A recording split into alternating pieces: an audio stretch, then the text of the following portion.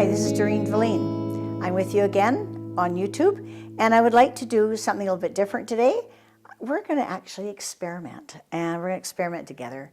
So what I did was I first of all took a repurposed canvas. You can get these anywhere, any thrift store or a restore, and I put about 2 or 3 coats of gesso on it, or I use white house paint too that's not semi-gloss, it's a bit more of an eggshell. And then I just splattered it with this molding paste, hard molding paste by Golden.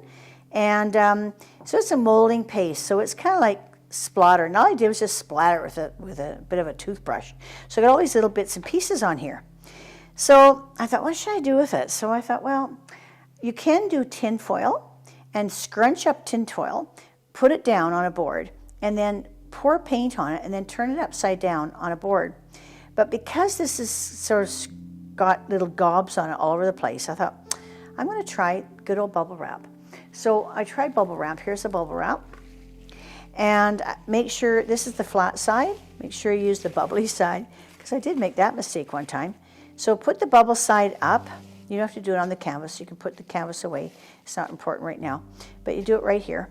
And I'm just going to pour colors on it. Now I'm going to do an abstract.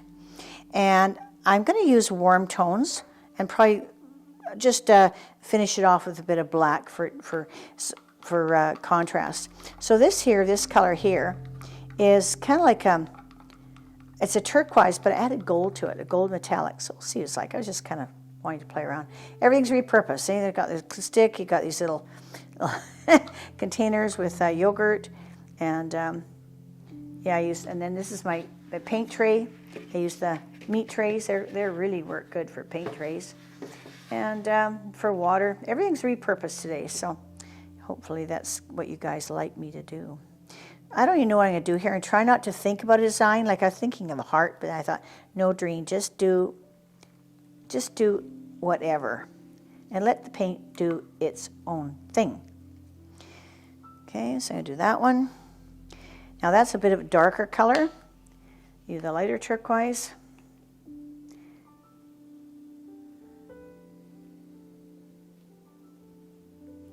That's the lighter one. And I'll do some yellow.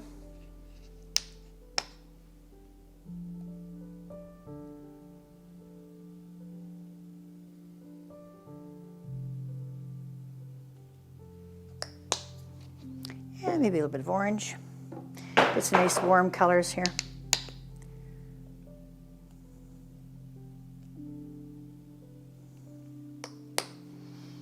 And I'll do a black, I think, just to contrast. It's pretty bright colors, so we'll get some black in here. I think I'll do them in dabs.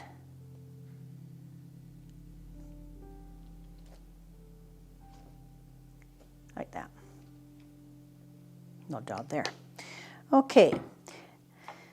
Okay, now I can either do, I can push it around with a palette knife, the colors. And I think I'm going to do that a little bit. I'm just going to take a palette knife, because these bubbles will not, they won't spread like other stuff.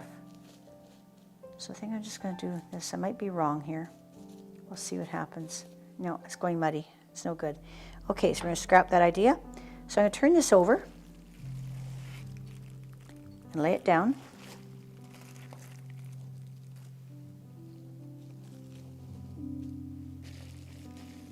And press it. Burst the bubbles if you want to have fun.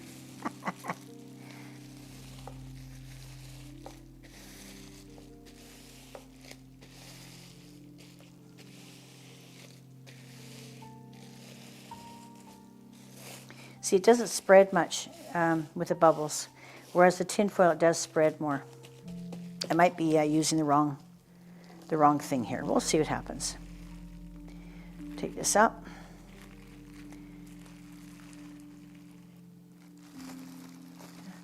What I could do is, why don't I just do this? Why don't I take that and turn it around, and now lay it down again. Let's try that. It's going to be a mess, I think. Yeah. Okay. Throw that away. Okay, what can I do with this? I'm going to take, I think I'm going to take a brush, a little bit of water. I'm just going to spread this around.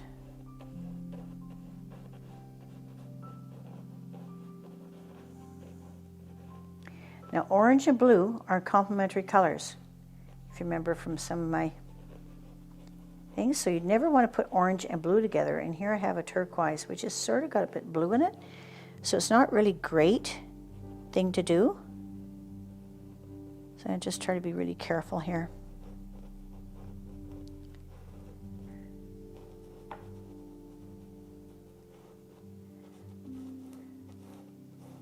Got an interesting color there. That's an interesting color.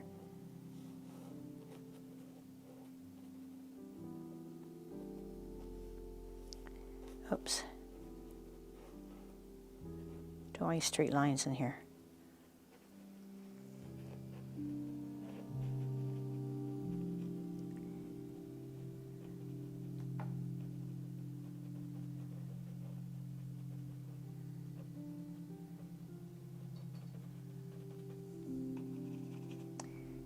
Try to keep your brush clean. Don't get a lot of mud then.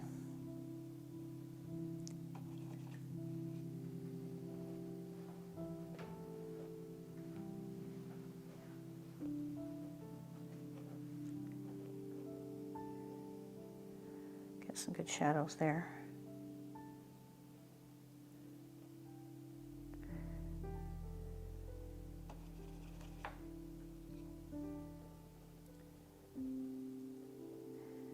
A bit of water on here now. It's not too bad. It gets a bit wet, but that's okay. It just takes a bit of time to dry. And I want to leave some white space, right? Because white's good. So this is good here. White looks. That's good.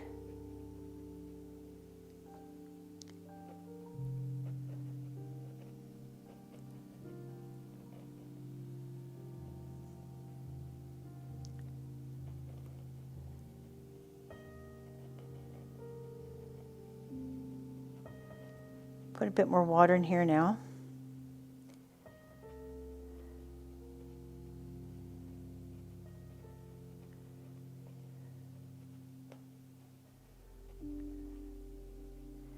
And remember, leave a bit of white, eh? Just don't, otherwise you have to put white in it. And I could put white in afterwards too, but it's good to always leave a little bit of white. Always want a little bit of black in your picture and a little bit of white. Just gives you the different contrasts.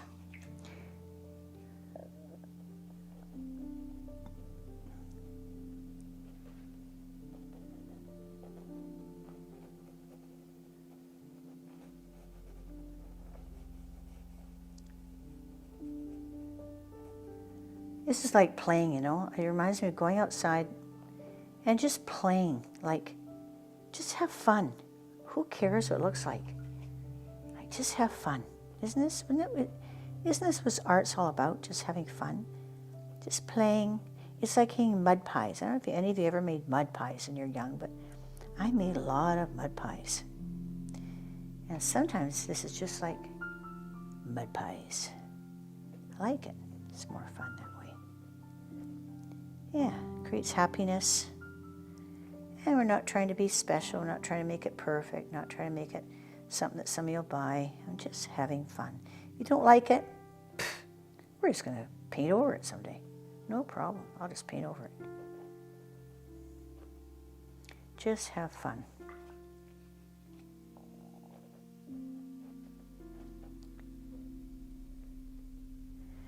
There.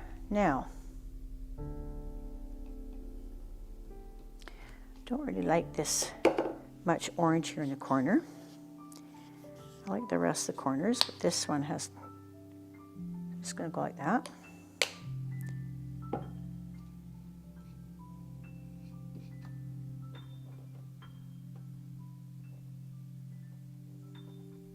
Not really orangey down here.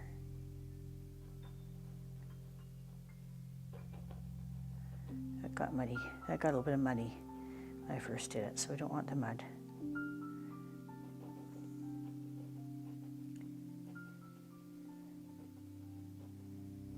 want to leave that like that. It's kind of cool.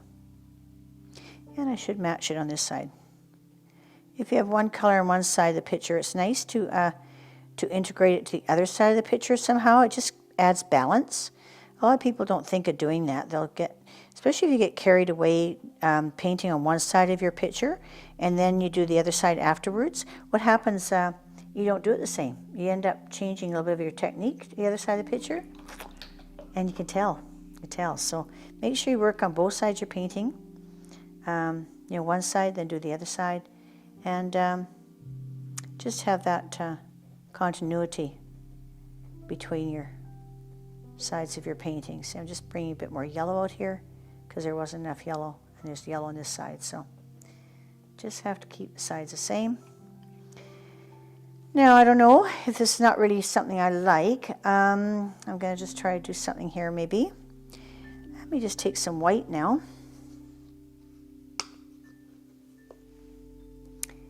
And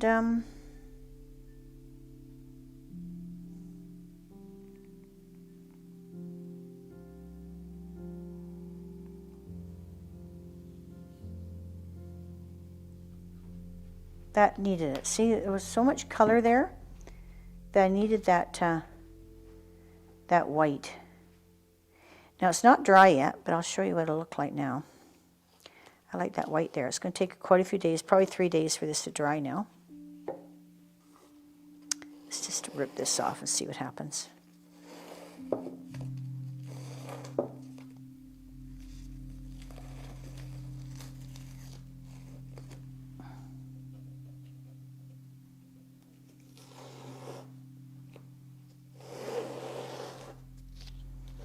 I don't usually put an edge or tape on my paintings, but when I did that, the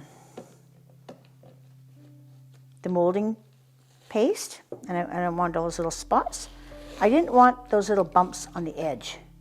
I don't know why. I just thought, oh, it'd be kind of nice to have a bit more of a smoother edge. That's why I did this tape. Otherwise, I wouldn't bother with the tape. It's only because of that. I wanted to keep it quite plain. It's been on here for a while.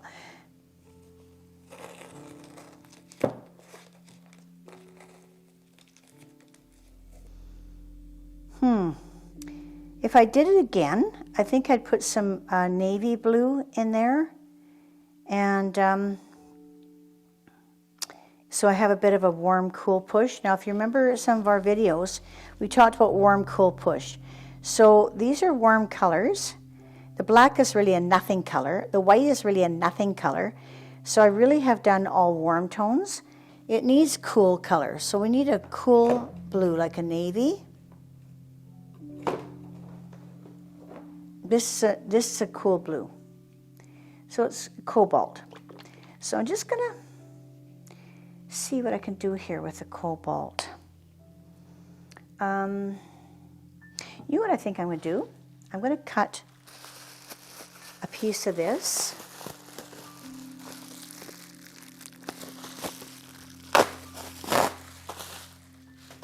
And I'm going to just try dipping it in the blue. Put some blue down here in the tray.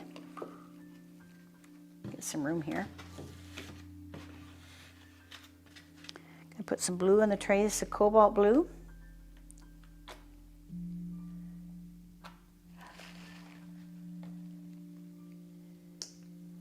I'm gonna dip my bubble side down.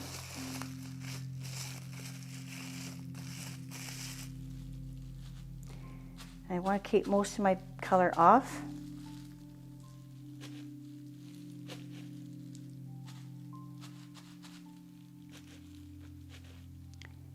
Okay, that provides a bit of relief. That provides a bit of relief.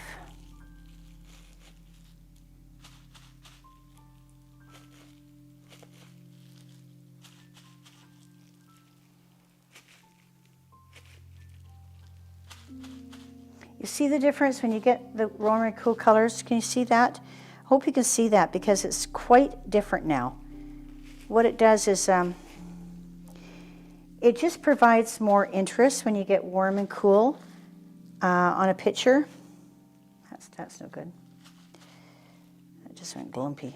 I gotta get more of it on there. Cover that up. There we go. And then down here. There. I like that better. Maybe you don't, but I do. Now that picture has a bit of contrast. Now it's interesting. So warm and cool push. That means this pushes back. It's cool, and the turquoise and the orange is warm. It pushes forward. I don't find it's doing that right now in the painting, but once it's dry, it might do that. But it's really, really important to have warm and cool in your pictures. Like, say you're doing a flower, and you want that flower to really pop out and look and be in front of the background. The only way to do it is to do that cool background, either soft colors, and into your cool colors, and that pushes it right back. Then you do your flower in a really warm color. You can do a warm purple or warm blue. You know, you can warm any of those colors. Don't have to be red. Red is not necessarily warm, right? You have warm blues. You have warm yellows.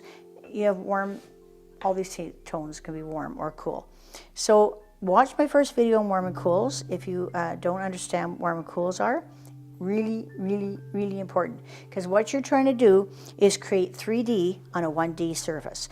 This is called 1D, one-dimensional, right here. You're trying to create a 3D. You're trying to have depth in your pictures. You know, we all can just paint a little sketch. But if we don't have depth in our pictures, it's not interesting. So we want that interest. So hope you learned something today. I did. Thank you for joining us today. This is Doreen Velin, and I'd like you to continue watching. You can do that by pressing the subscribe button, and also press the little notification bell at the top right-hand corner of your screen, and make sure that you get all the rest of my videos, because we are doing great things here. Thank you.